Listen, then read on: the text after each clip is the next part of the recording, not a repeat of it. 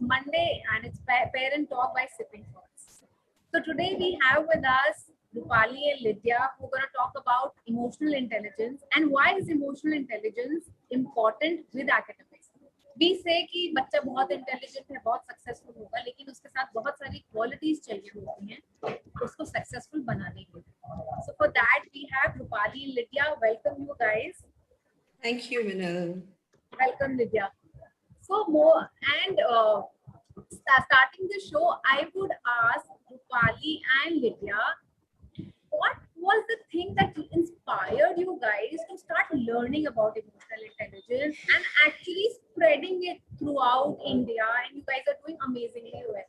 So why don't you introduce yourself, guys? You know, I can't do justice to you. So welcome on the show.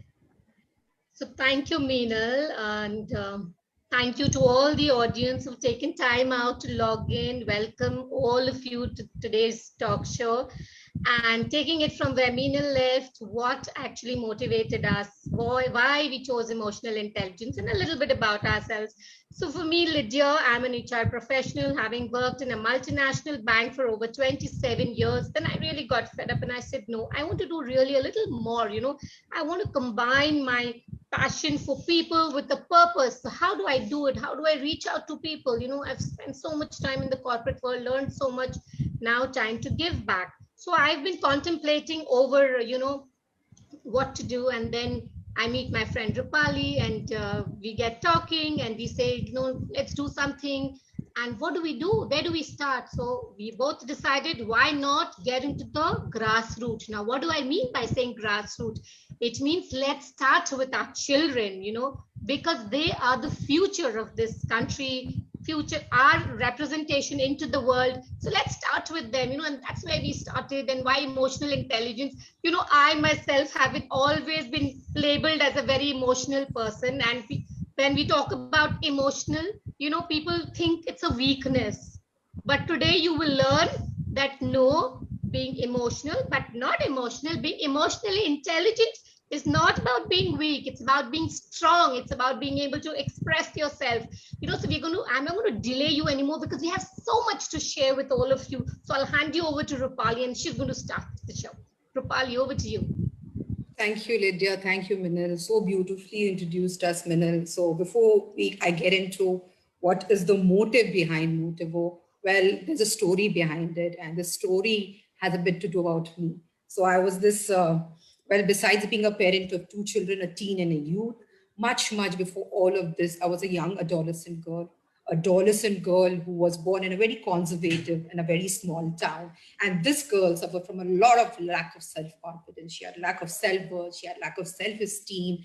And, this family values, these limiting beliefs, the emotional baggage, I carried it into my, marriage. And they say your point of view creates your reality. And I saw it spilling into every sphere of my life. And up until the birth of my son, I encountered a philosophy which totally transformed my mindset into a very positive one. And from there on, I just changed the poison into my life, into medicine. And when I certified myself as an international mindset coach, the first thing I knew from day one that my niche was going to be adolescents. And my mission was with the, adolescents, because I spent a lot of time, in getting my transformation. It took me a whole lot of time. So I wanted to put myself out there and connect with every teen, every youth, and be a mentor or a guide to them and help them be the best version of myself. And around this time, I met Lydia and we got talking. And she said that we thought that adolescents were the niche which we needed to kind of, tap. But one thing which while we got talking, we also understood was the total lack of awareness of EI, which is the emotional intelligence quotient in India. In India, we're almost academically driven, almost IQ driven society. And what we realized was that India has the maximum number of adolescents as of now in all over the world. But nobody seemed to be talking about the social emotional learning over here. I mean, in US, it's a part of the, socio-emotional learning is a part of the curriculum in school. So is for UK and so is for Singapore. So why wasn't anybody talking about emotional intelligence here? So we made up our mind that emotional intelligence was the first program which Motivo brought into, everyone. And while we were curating the course, something kind of dawned on us, the awareness that how unaware were the parents about how their parenting was actually impacting the emotional, the psychological, and the neurobiological brain of the child. So, we always look for, places or platforms where we can actually create awareness about how important is the youth of the parent and how important is your role as a parent to kind of shape the life of the child. And so I would like to begin on that note. I would like to begin the webinar. So what we'll do is I'm just sharing my screen, and just let me know, Lydia, if you can see the screen.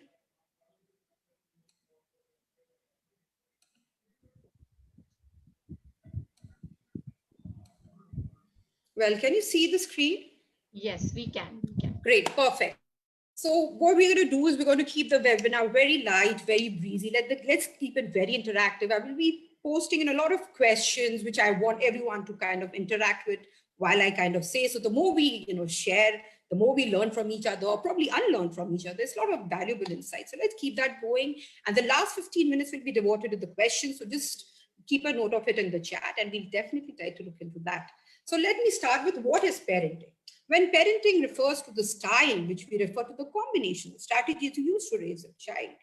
So obviously, I mean, let me just, before I get into the style of parenting, let me tell you that 85% of the child's brain is formed in the first formative years.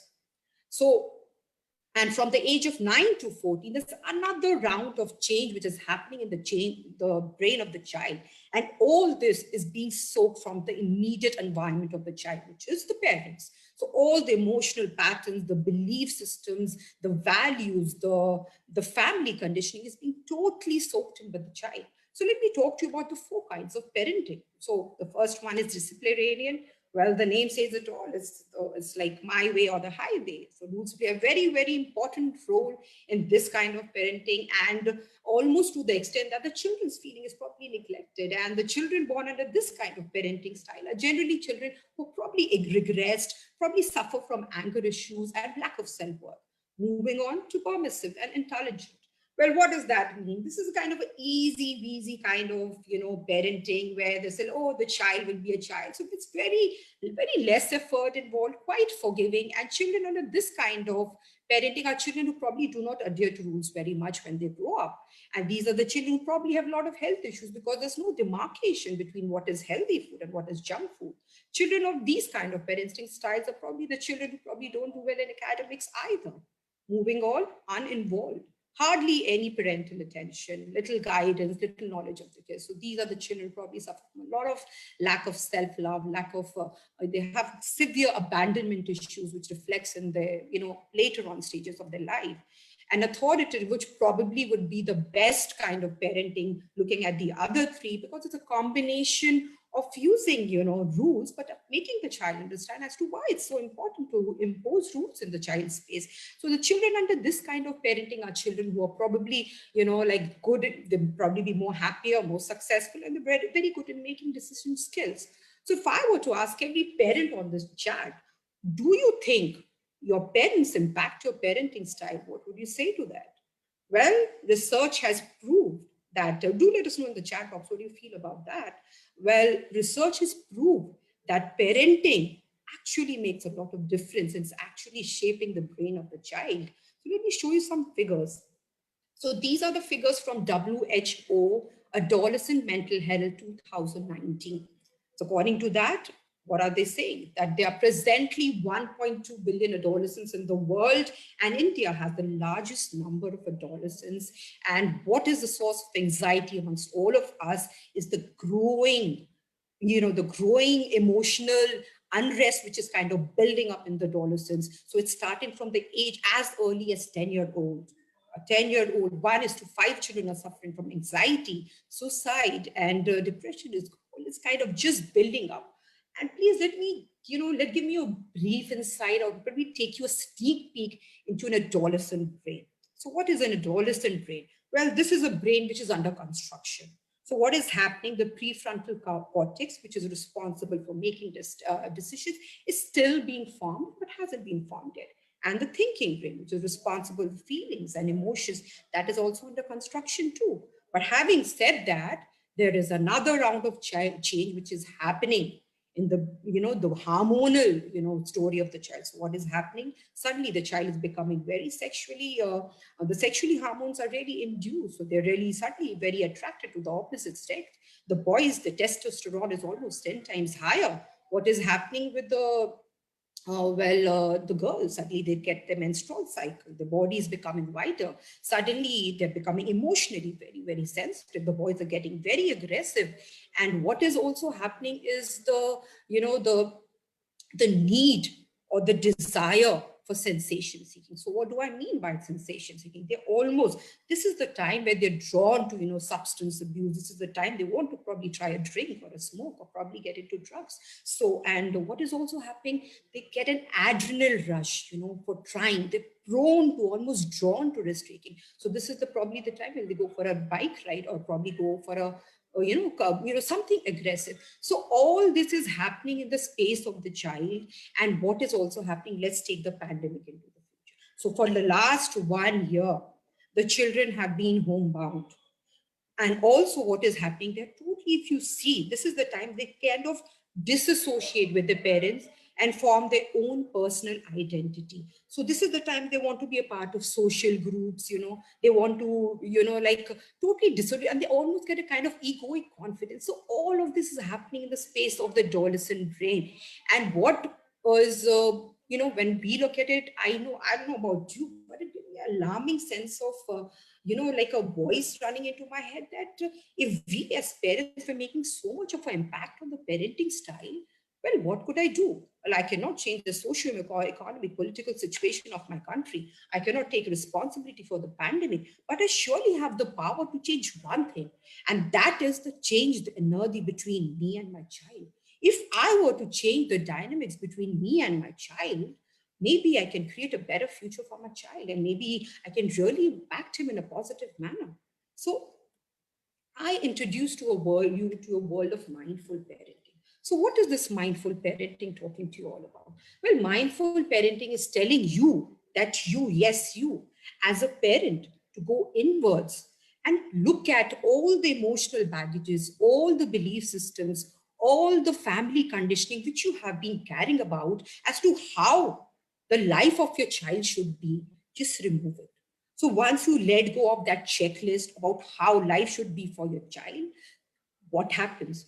The child is free to create his own identity. The child is free to carve his own destiny. So what is required for you as a parent, is to let go of your egoic desires and attachments, and let go of how your conditional, way of being, and let the child create his own destiny. So if you will probably ask me why mindful parenting, I'm quite happy with the way traditional parenting is going on. So let me tell you why I feel mindful parenting is the need of these times. Well, what is happening, and we don't need to tell you, there's escalated health concern, there is sleep patterns, anxiety, and to name a few. All of this is happening in the space of everyone, be it me, be it you, be it your child. So I don't know about you, but what I have learned during this phase in my life, I mean, this last 1.5 years, we have lost very close people in minutes, situations have changed in minutes, businesses have collapsed. It has taught me as a parent to honor one thing, and to honor this present moment. Because I do not have any control over the past. Past is gone. I cannot undo that. Neither I have any, have any control over the future. But I definitely have control over this present moment. So if I were to mindfully parent my child with a vibration of love and abundance instead of a vibration of stress and anxiety, wouldn't that make me a better parent? What would you say? Let me know in the chat box. What do you feel about this? So for you to understand the difference, what is mindful parenting, let me kind of demarcate the difference between traditional parenting and mindful parenting.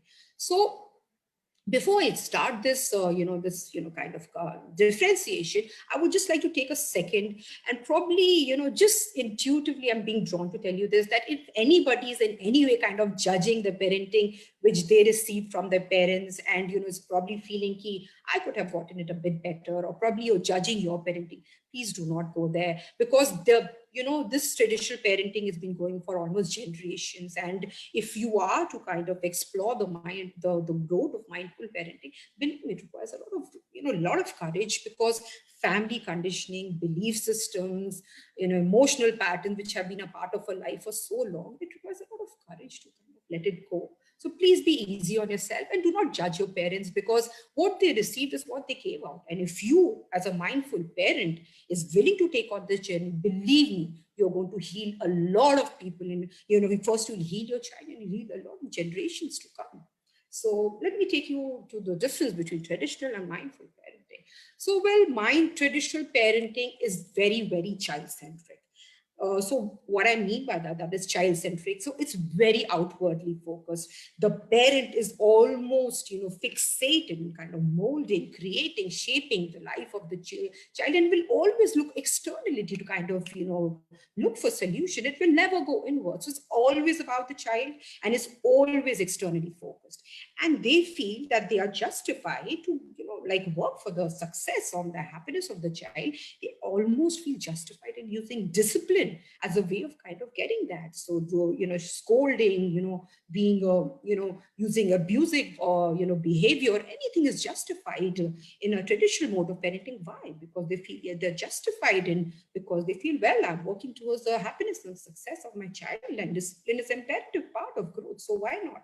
So they almost justify discipline, and they almost, if I can say, in a hierarchical, almost a dictatorial way of how we parent, because they always feel we're somewhere above the child and more not at par with the child. Whereas what does mindful parenting tell you? Well, mindful parenting will always tell you to go inwards. The parent will always go inwards and never look outwards for an answer. So she'll probably say, how can I learn from this beautiful experience with my child? How am I showing up with my child right now? Am I operating from an egoic state?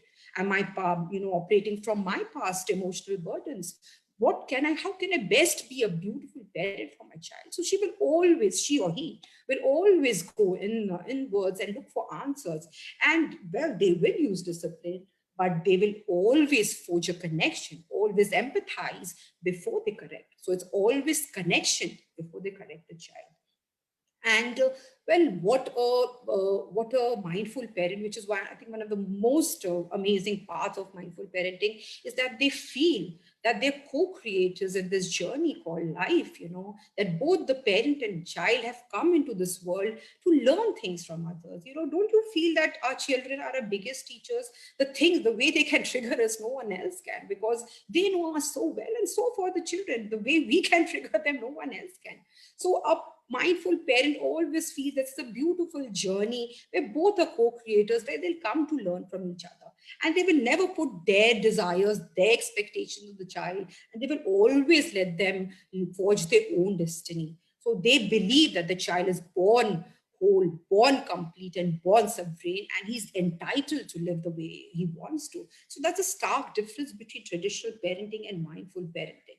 So let us bust some myths about parenting. Well, this is the foundation on which traditional parenting is actually standing on. So once when you bust these myths, you'll probably come to know, oh, I was not aware of this. So let me start with the first one. Parenting is about the child. Well, if I were to ask you, just randomly think in your mind, why did you have the child? So I get a lot of random answers. Somebody says, I wanted to be a mother. And somebody would say, I wanted somebody to take my family name forward. That's why I wanted to have a boy. Somebody would say, I wanted to, have a little, little version of my husband showing up in my space. Well, I don't know about you, but I had my younger one because I always wanted a girl who would probably, when I get old, would join me for coffee and we'd be friends and all of that. So what am I trying to tell you here? That every child, every child we've had, or probably children we have, is coming because of some unmet need in us. So the child fulfilled some expectation of us. So it was not about the child, it was always about you. You had the child to fulfill some expectation on you. So why do we always feel that the child belongs, belongs to us. No, he doesn't belong to us. He belongs with us. So he has a right to forge his own destiny. So the moment you let go of your control-based agendas and you realize, oh, this child is actually about me. He's making me feel happy. So, and a kind of energy of appreciation will come in you, and you will probably, honor his space and honor his healthy boundaries, and and you probably understand he's an autonomous soul, and he should be allowed to live the life he wants to, and he will probably not be so, what is the word if I could use? You will not press your desires, your expectations onto him so strong. So that is one myth which we need to bust, that parenting is about the child. No, it's all about you as a parent. So we must kind of accept that. Moving on, good parents are natural. Well, this is a dogma which most of the parents always, especially, the first newborns, we always feel we are messing it up, the dogma of never being good enough. And we try so much to, be good enough that we go into trips of guilt and shame, all because we want to be a perfect parent.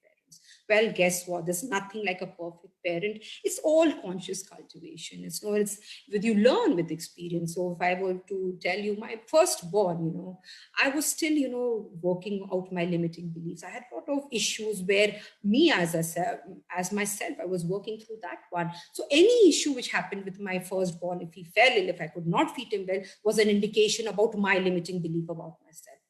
And there was a lot of traditional parenting involved in my first one. Whereas with my younger one, I was very healed, I was very full of my own self, fully grounded in my own, own soul and all of that. So my, I parented her in a different way altogether. So what I'm trying to say is, if you want to be a good parent, the best way to work through is by working on yourself. When you're so full of self-love, so full of self-acceptance, the energy which comes out of you is so nurturing, so full of love. And believe me, that's what the child only wants. He just wants love from you, frankly speaking. So if you want to be a good parent, start working on yourself. And believe regarding happiness and success of the child. Well, this is, I feel, the game changer in our traditional parenting. And why do I say that? Is because if anybody in this chat can probably tell me that, yes, I guarantee that I will give my child happiness throughout my life. Well, I would like to meet that parent, because it's nothing like that. Where there is happiness, there is sadness. Where there is joy, there is pain. Where there is pain, there is non-pain. Where there is day, there is light. So what I'm trying to say, these are the laws of nature. Who are we to refute that? So instead of telling our children to run after happiness, why not tell them to embrace every emotion, be it good, bad, joy, fun, everything, and let them experience in every emotion. In fact, we should tell our children to embrace pain, because it's an inevitable part of our lives. When you teach them this ability to embrace pain, what are you teaching your children? Well, what is pain? Or let me tell you, what's a feeling? It's like a wave. The wave comes up and it goes down. Similarly, either you have two choices. Either you ride the wave or you get engulfed in the wave. Either you ride the pain or you get engulfed in the pain. So if you are to teach your child the ability to ride the pain, what are you giving your child? The gift of resilience, the gift to fight back amidst all circumstances. And that is what we should be targeting our children, instead of telling them to run after happiness. So that myth about happiness is an illusion. So just remove it from your system and tell your children to embrace every emotion, every feeling, good, bad, not, and just feel it to the best right this moment, and derive their own interpretation instead of putting our interpretations of what that emotion means to us. And moving on, success of the child. Well, why do we want the success of the child? We always want the success of the child because we feel if the child becomes rich, if the child gets a lot of achievements, we will buy the child, or we will probably guarantee the child a pain-free life. Well, the pandemic has proved that there's nothing called a pain-free life. Everyone, be it rich or poor, is going through the pandemic and going it in his own way. So what I'm trying to tell you here, so many times I've seen in families where there are two siblings and there's one child who's probably academically very better than the other one, he's given much more importance. Or for that matter, in a family where there is a rich the boy who does probably is richer and the other sibling is probably poor. The boy is given more, the importance who's richer. So what is your point here? What is the point we're trying to make here? That we measure your self-worth by your, by your achievements, by your, by your richness. So is that the message we are trying to tell our children? In fact, over here, I would like to cite an example of this amazing lady. I really kudos to that lady. I think that lady was from Bangalore, where around a year or two back, everybody was posting those 99% of all the students, and everybody, oh, my son is this, my daughter is this, and great way to go, and all of that. And this parent, her child, I think, had scored a 65 or a 70%, and she posted that, and that post went viral. Now, this was a parent who actually was attuned to the worthiness of the self, inner worthiness of the child, and it was not trying to measure it by the outward academics or the outward show of the exams. So just try to tell your children to not, the beliefs regarding happiness and success of the child needs to be busted, and needs to be busted right now. So for the child to be really growing into a totally emotionally intelligent child, we need to really bust this myth about happiness and success. What are the skills of mindful parenting? Well, if you want to be a mindful parent and you're planning to get into that journey, some things which you really need to let go of is the old ways of thinking, your limiting beliefs, emotional patterns, which you have been carrying on for probably generations. And I know it's an act of courage to let it go, but I am in that journey myself. And it's a beautiful space to be in. Well, I'm still in the process, but I'm so loving this journey. So what you need to let go is to just let go of the patterns which do not serve you. And some of the skills which you can probably look into as a mindful parent, firstly, I would probably say is projections. How much of our projections we put on the child? So what is a projection? Projection is an emotional, instinctive habit of projecting our thoughts, feelings, beliefs, ideologies into our children. So I would like to ask all the parents here, if you just put it in the chat, do you think we project emotions into our kids? Let me know what you think about that. So over here, I'd like to just cite an example. So there was this parent, and she came with me to me for coaching for a child, and she said the child is very emotionally withdrawing and has become very quiet. So on a one-to-one session with the child, I was able to unravel the fact that the child was suffering from anxiety, and this anxiety increased to a max when the exams came in. So I just went back to the parent and asked her one question: how much of your fears are you projecting to your child? And she was like, oh, but I do care for him, I really fear that he will mess it up. So how much of your scripts and dialogues was she putting on the child? And the poor child could not sustain that expectation which the mother was so strongly molding it in fear. So stop putting your projections on the children, because you don't know, the poor child is just soaking it all up. So what is required of a parent to not put any kind of projections into the child and accept the wholeness of your child. Don't judge your child, but embrace the child for whatever it is. Another dear friend of mine, she was going through this disconnect with her daughter, and there was a phase where she wanted a child to be a certain body type. So she had this vision of how a body type should be.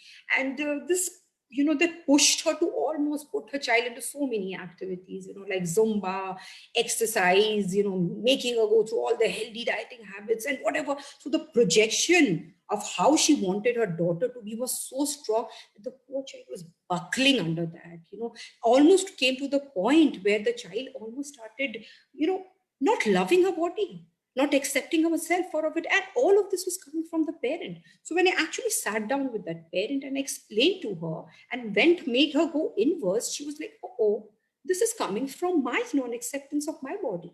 So her non-acceptance of her body was being projected so strongly on the child that it was creating a total disconnect between her and the child. So what is required of a mindful parent to is let go of our judgments about how we want our children to be. Remember that each child is born unique. He comes with his own destiny. You are required as a mindful parent to embrace the strengths and the weaknesses both, because that's what makes him unique, right? So accept the uniqueness of your child and do not, go into that expectation and judgment of it. Coming back to expectation, skills, connection. Well, over here, I would like to cite an example about something which happened in my life. And there was this, there was this, there was this time in my life where I was told to kind of, up my game as a parent. When I was told to up my game as a parent, so well, I had to be a, caretaker. I have to kind of, take care of the business, and this kind of raised a sense of expectation in me, as to how my child should behave with me. So I was like, shouldn't my child come and say, mom, mom, you're fantastic, you're doing such a great job, and why weren't they being just the normal way? Shouldn't they be like, being really overly caring about me and all of that? But they went about being the way they are. Children are, they're unique in their own ways, and they were just doing their own thing. But what happened? It was creating a sense of dissatisfaction in me. It was creating this, as Buddha says, that expectation is the root cause of suffering. So this expectation as to how I wanted my child to be with me was creating a disconnect with me and my child. And one day it came out as an angry outburst, and I gave him a piece of my mind. And he was, I think, 17 years old that time. And he was like, you don't know how ungrateful you are. You don't know how to take care of me. And you do not know what a role I'm playing in your life, and blah, blah, blah, in that egoic agenda of mine. And my son just told me one word: Mom, you should be grateful that you're getting the chance to take care of me. Why are you making it an ego battle? And then it struck me like a huge bolt. Yes, I was operating from an egoic state. So let not your egoic state disconnect that bond between you and child. So let go of your expectation as a parent. And what are the other qualities which you can probably kind of inculcate as a mindful parent is the act of cultivate the presence to actively listen. So what do I mean by that? This art of cultivating presence is being so mindful of this moment. So your question to you, whenever you're in a situation, how best can I show up for my child right this moment? What would I do as the best version of a parent right now? So all your decisions are made from this moment on, not from your past situation, not from your future, not from your agendas of your parenting, but right this moment. When you make decisions from this moment, what you show up is a fantastic parent, because you do not need to kind of, look also or understand, because you intuitively know, by the look of in the child's face, or the tone of his voice, or you will just intuitively know that what the child is feeling. And from that space, you can give probably much better guidance to the child. So cultivate this presence of, actively listening to your child and without any judgments, and practicing non-reactive behavior. Now, what do I mean by that? Well, this is one of the game changers in parenting, because we, as traditional parents, we have auto-generated responses in our life. Before the child says something, we are ready with a message. So we do not talk. We always react. We never respond. So what is required of a mindful parent is to probably step back between all the chaos and the drama which is happening in the child's life. Go back, reflect, ask yourself questions like, will my reaction improve the situation? Am I operating from my egoistic state? Am I repeating some emotional pattern of myself? How best can I show up for my child? And once you've found your answers, then you empathetically connect with the child. But mostly half the times we never practice the pause, we never think, we are just ready with a bandwidth of reactions. So that only creates the disconnect, because understand, this is the period that already children have started to disassociate from us. So if we ever get a chance to kind of create some empathetic bonds from us, it is really required for us to practice the pause and practice non-reactive behavior. So very crucial in forming that bond between you and your child, and understanding feelings mask behind the behavior. So every behavior in your child's life is probably trying to tell you something, right? Every situation, every thing which your child is going through has a feeling behind it. And mostly there are three things. It could be feeling of, the child is probably not feeling loved, is probably feeling unseen, or probably is feeling unworthy. So tune into that feeling behind the child's emotion, and do not label that emotion as a good or a bad. Remember one thing: emotions are just messengers. They have just come to you to understand what the message is. Once you understand the message, take actions according to it. So do not label any emotion as a good emotion or a bad emotion, because the moment you teach your child to suppress his emotion, that is the beginning of emotional disconnect in the child's life. And this is something we never ever as emotionally mindful parent would say. So let the child express his emotions. It's only when can he express his emotions can he actually be emotionally intelligent. So understand the feeling behind the child's emotion. Now, moving on to role of emotional intelligence in adolescent development. So what do I mean by emotional intelligence? So this was a concept which was actually formed by Peter Salovey and John Muir, but made popular by this famous psychologist, Daniel Goleman. He wrote a book, Why EQ is More Important Than IQ, and it's an international bestseller. So we are sharing the link of the book on the chat. So definitely go and check that one out for a detailed purview as to why is emotional intelligence so important. So in a nutshell, what are we talking about emotional intelligence? Emotional intelligence is telling you to be smart about your emotions. And what is that? Emotional intelligence is the ability to perceive, manage, and regulate your emotions. Your ability to be aware of your emotions, and now that you're aware of your emotions, how you regulate those emotions. Emotional intelligence is the ability to understand, interpret, and respond to the emotions of others. So now you understand your emotions. It's also important to understand the emotions of others, right? So how you understand, interpret, and respond to the emotions of others. And emotional intelligence is a personal skill. The more you practice it, the better you get. As I've mentioned earlier on in my talk, that it's been an important part of curriculums all over the world. So the faster you start inculcating the skills of emotional intelligence in your child, the faster, the higher his chances of overall success and happiness. So moving on, IQ can help you to be successful to the extent of 20% only in life, and the rest of 80% depends on your EQ. So what do I mean by that?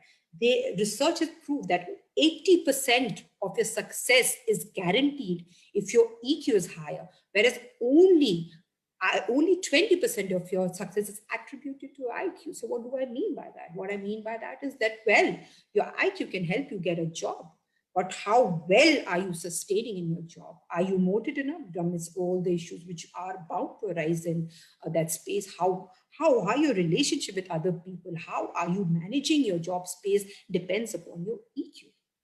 So let me explain to you all the four components of emotional intelligence. And what I'm going to do is I'll use a child and I'll use an adolescent to explain all these four components to you. So let me take the first one, which is self-awareness.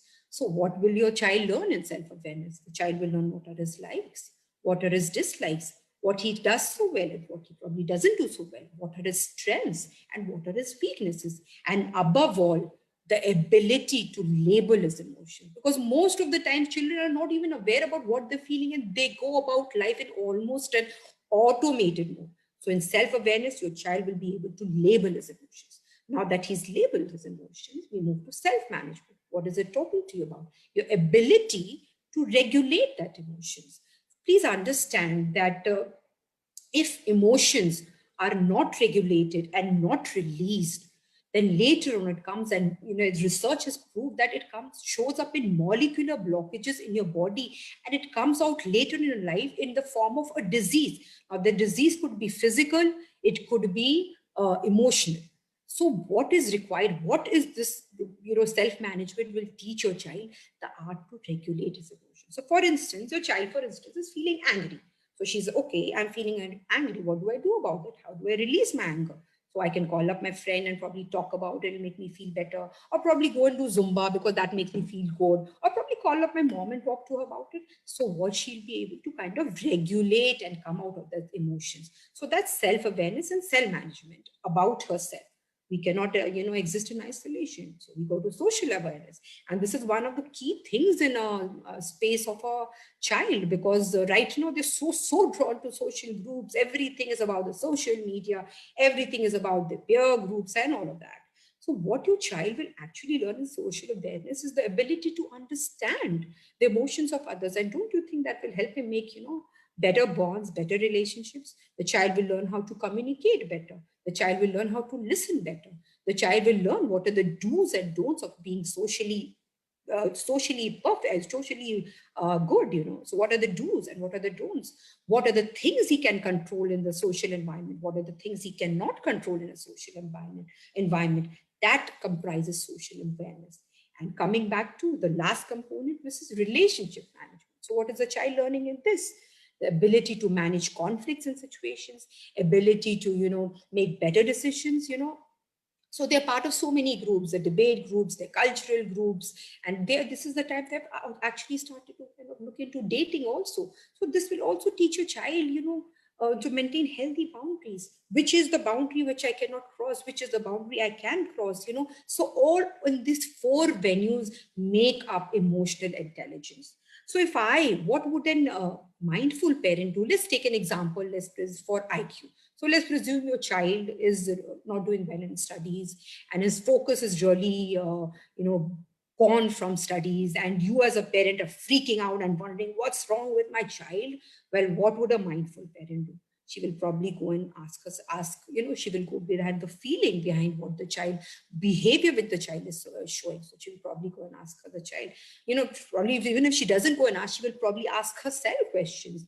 Is the child suffering from self-worthy issues? Is he suffering from self-confidence, a lack of self-confidence? Is he falling down on his self-esteem? Is he dealing with some hormonal issues which he's not being able to talk to me about? Is he anxious? Is he having problems, some anger issues which he's not being able to, process or probably regulate? Or is he having problems in his social groups? Is he not being accepted in his social groups? Is he being bullied in his social groups? Is this friend circle not very contributive to him? Or is he in a relationship which is very abusive or which is sucking his energy out? So all of these things a mindful parent will ask. What she will do, she will tune into the child's emotion. Now, when she's tuned into the child's emotions, then she will see situations from the child's perspective. She will not try to, put her judgments, her viewpoints. She will understand the situation from the child's perspective and listen to the child without judgment. And this is probably the time a mindful parent would put the space or put the world of emotional intelligence in the child's space and probably tell the child, would you like to talk about it? And if the child is probably not wanting to talk to you about it, if you feel, maybe put him to a coach, maybe put him to a counselor, or maybe you can introduce him to the world of emotional intelligence by joining a program at Motivo. So what I'm trying to tell you here is let him derive his own version about emotions, because see, let's face it, this is the time when youth really kind of disconnect from us. But whenever they connect, let us be that contributive energy where we can give them the maximum input about what they can do.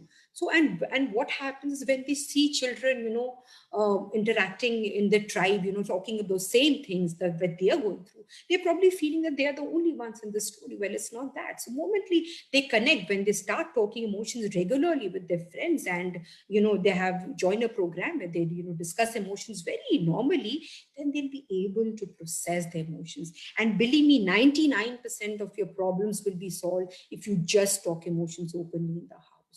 So make that a part of your in a household, talk emotions normally, because it's only when the emotions are suppressed where the problems are showing up. So as a mindful parent, just be very mindful of that and keep facts-based research. I'm just going to touch a few of them.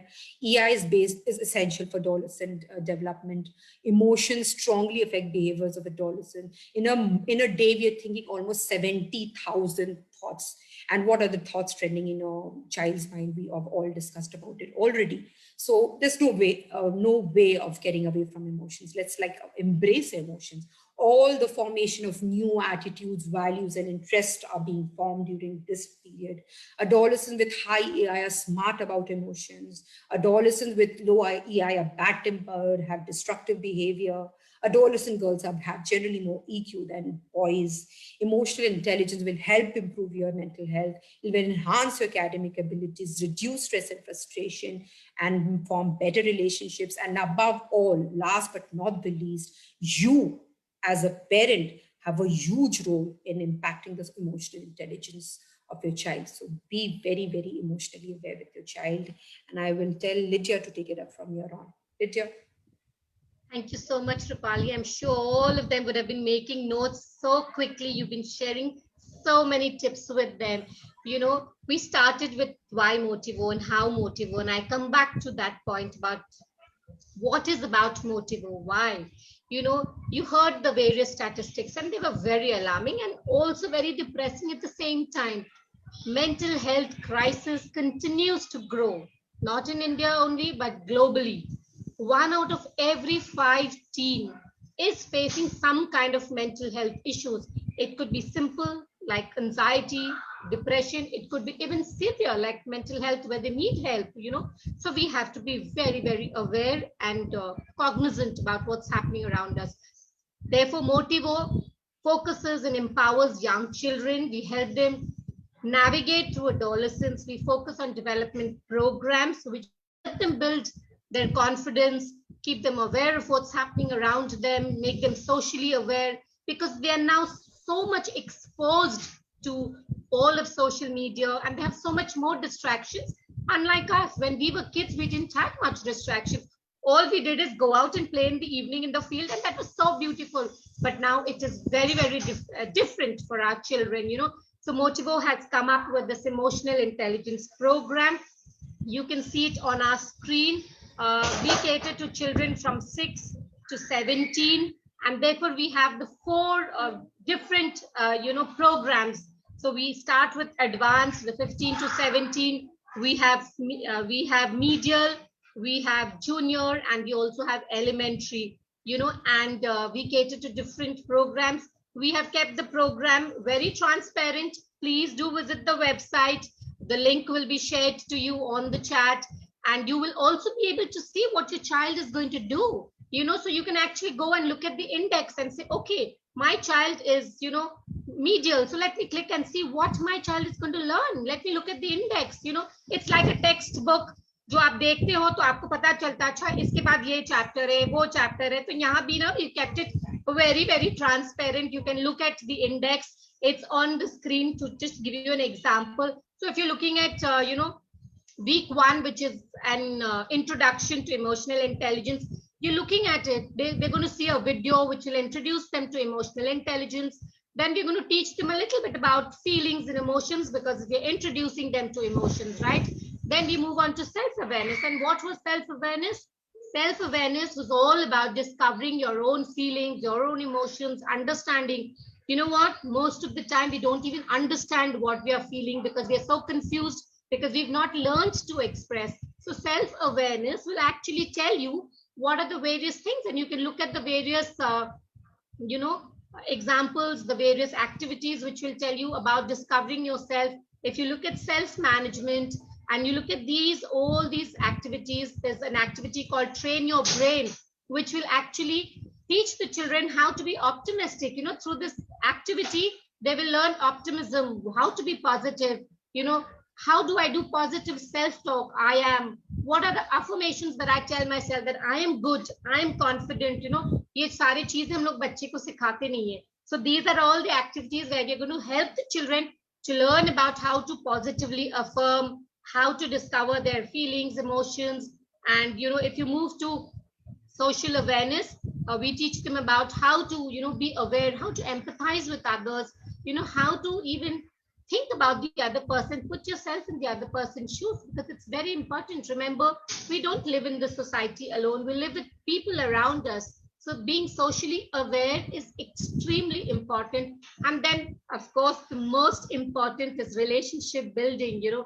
It's about building bonds. It's about communicating effectively. It's about, resolving conflict. So, you just get into the website and it's going to give you the whole curriculum about what your child is going to learn.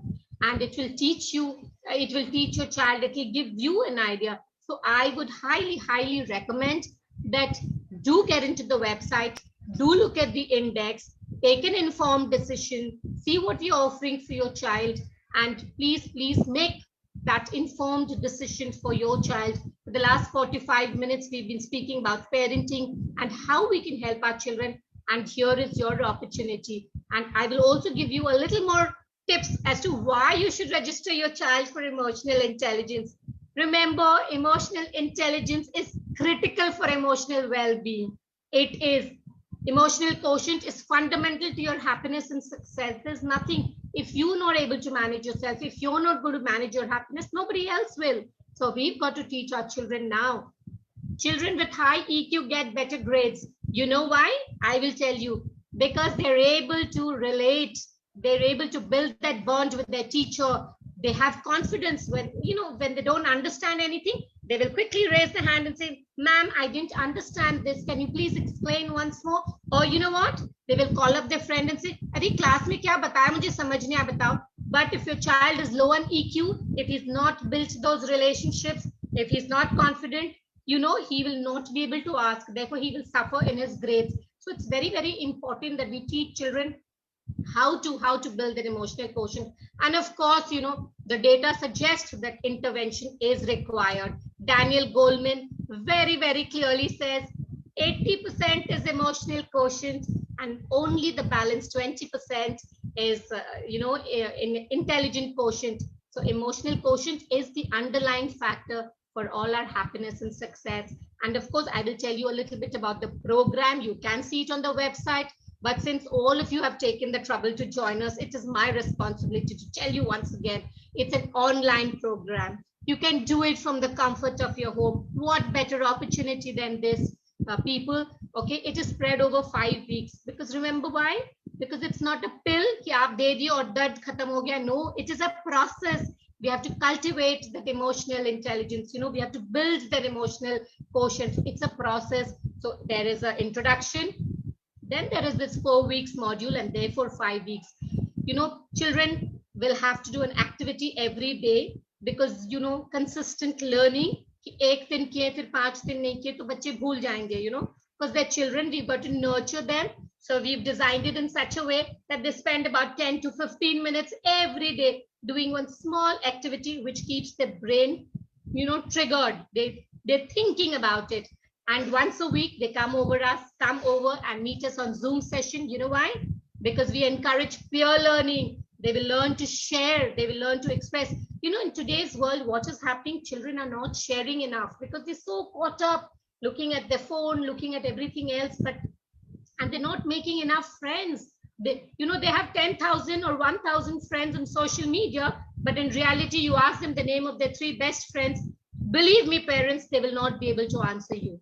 You will know their parents, but they will not know their classmates because you are why? You are in the parent group because आपको जानना है कि homework क्या है, classwork में कौन सा test है, क्या है, but they are not interested. So we have to build. And you know what? More importantly, I have good news for you. There's a 20% discount for all those who are coming through Sipping Thought. So the price is given here. Go into the website. We have kept the price extremely competitive. It's a 5-week online program. It's completely activity based. Okay, there is a registration form that we have put on the chat box. I'm sure Damini has shared the registration link and the course catalog. Please fill in the registration link. The 20% discount is only for people on Sipping Thought. And fill in the registration form, send it over to us. Because you know why? The discount is only available till tomorrow, 12 o'clock. So, because we have to draw a line somewhere, right? So send it to us quickly and we'll take a look by tomorrow, 12 o'clock, and we'll reach out to you. And do go into and look at the course catalog, learn all the things that your child is going to learn because children will learn through observation. So thank you so much for patiently listening to us. Over to you, Rupali. So, okay, before Rupali comes in, you guys have really enlightened everybody. And Rupali, you can unmute yourself. Yeah. Am I audible? Yeah. So, we just got like 7 minutes left. And Rupali and Lydia, it was an amazing session with you guys. We got to learn a lot. And I could see the audience participating and asking so many questions. So, I'll quickly run over the questions because we have so little time. So, we'll take few questions. So first question is from Aisha. So Aisha is asking, it's easier said to develop, but difficult to do so, especially now since kids have so much exposure to external elements, especially the internet. So what to do and how to develop? I just want to say something that we have to embrace social media, whether we want it or not. It's a part of our life, So firstly, understand, accept it. But having said that, you can definitely keep boundaries. What I'm saying, keep those discipline, assertive behavior. No, these are the timings where we'll have to maintain social media. And if by chance the child is looking into something which is not according to his age. So there is some kind of boundary which you need to understand. Is he kind of looking into pornography? Is he getting into something? So that awareness has to be, inculcated in you, but you cannot get away from social media. Let's accept it. And what they like about social media is that the excitement this platform provides. So let us be that excitement in our children's life. Why are we always talking about academics? Maybe whenever the children have come to us, we've always sat down with our own agendas with them. So let's start, firstly embracing social media. There's no getting away from it. But having said that, keep regulated timings for it, and just be very aware. Is he getting into something which he shouldn't be getting into at that age? If he's getting into something which is pornographic or probably not right for him, well, then we need to really be an assertive parent and put our, foot down on that. Right. So Rupali, actually that is very true. Even I have children, it's like the routine, the discipline is very important, and the screen time has actually been the boon in pandemic. Agar wo nahi hota to kya hota? Guys, think about that too. Very true. So, Very yeah. So moving on to another question, we have it from Balvinder Kaur. She's asking how to explain our kids when they think we are controlling parents. So how much of that energy you're thinking that you're controlling? It is coming from within you. That's what I told you. Parenting is all about you. So if you're a mindful parent, maybe somewhere in you, something is being controlling. And the child's inner being is sensing it. Believe you me. It is a very energetic bond which me and our children share. So you need to kind of work on yourself, because I really feel when I was, kind of displaying control on my child felt that.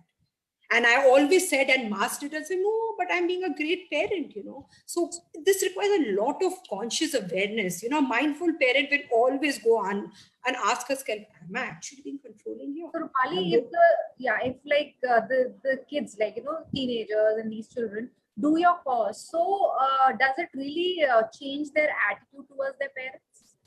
Like when So for instance, firstly, why is the child unhappy? He's dealing with something which is happening in a space which he's not being able to regulate. The moment I'm happy, I will be a radiation of love to you, right? The moment the child is happy, he will radiate love to you. There's something in his space which he's not being able to regulate, which is making him irritated. There's hormonal stories happening. There is 1 year they've sat in the house. They don't know what the future is all about. Please, let's be empathetic to our children. I mean, come on, let's raise awareness as a mindful parent.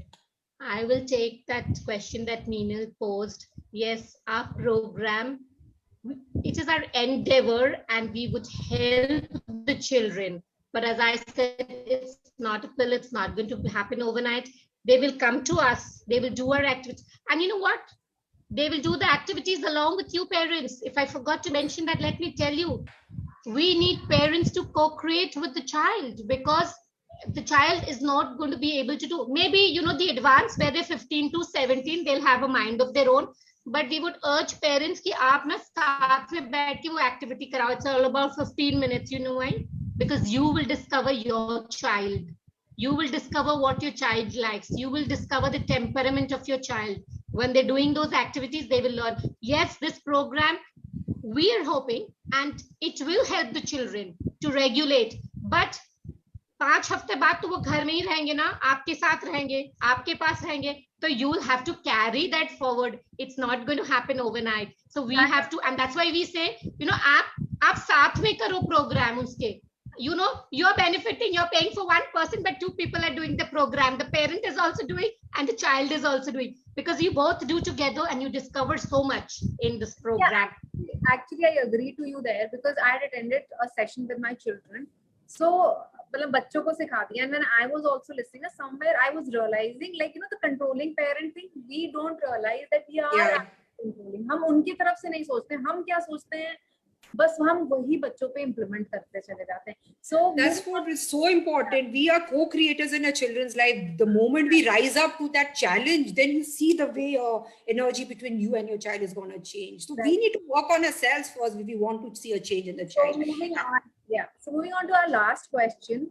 Again, I want to understand कि अभी ये question है, what about difference of opinion in father and mother which creates friction? Now, do you expect both the parents to be there while you teaching, so that does that friction go?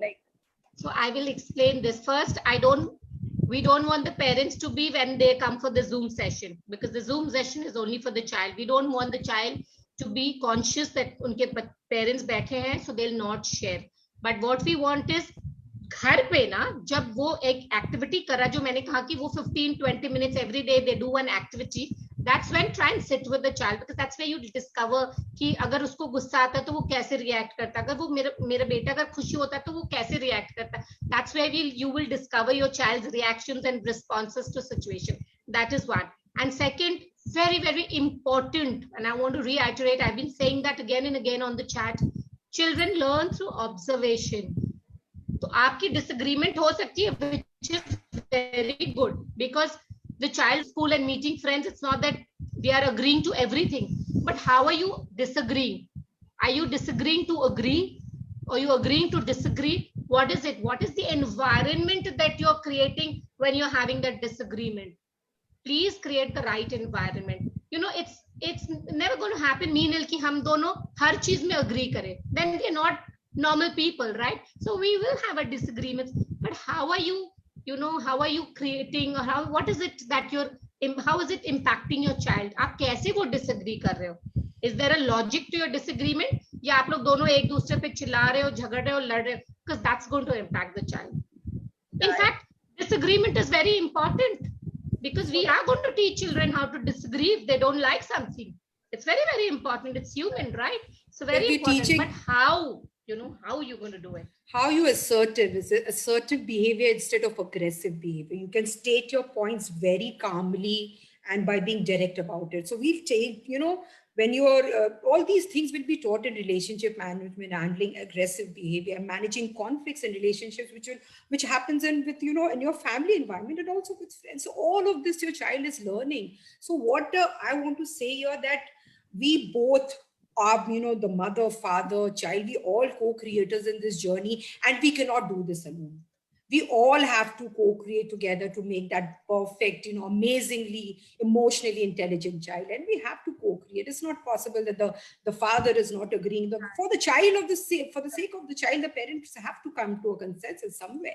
I mean, they don't have to show their, you know, whatever differences in public, but you have to connect somewhere for the child. Absolutely important. So we've got to be their friends. You got to lead by example. Absolutely. Very important. Very important. Like all of your parents here, I presume that. So आपका बच्चा जिस age में है अभी, और आप go back to your time when you were at that age. गलती हम सब करते थे. तो एक बार सोच के देखो कि हमारे पापा मम्मी जिस तरह से हमें टोकते थे, क्या हमें वो अच्छा लगता था, या हम किस तरह से टोके जाने चाहते हैं. So I guess you guys will get a lot of answers from there, and do check out Motivo. Their stuff is excellent. Do check out the website and go on like their Instagram page, Facebook page. Check out their content. It's really good. And I am thankful to Lydia and Rupali for coming on our show and being part of Sipping Thoughts family. Thank you, Minal. It was a pleasure. Thank you so much.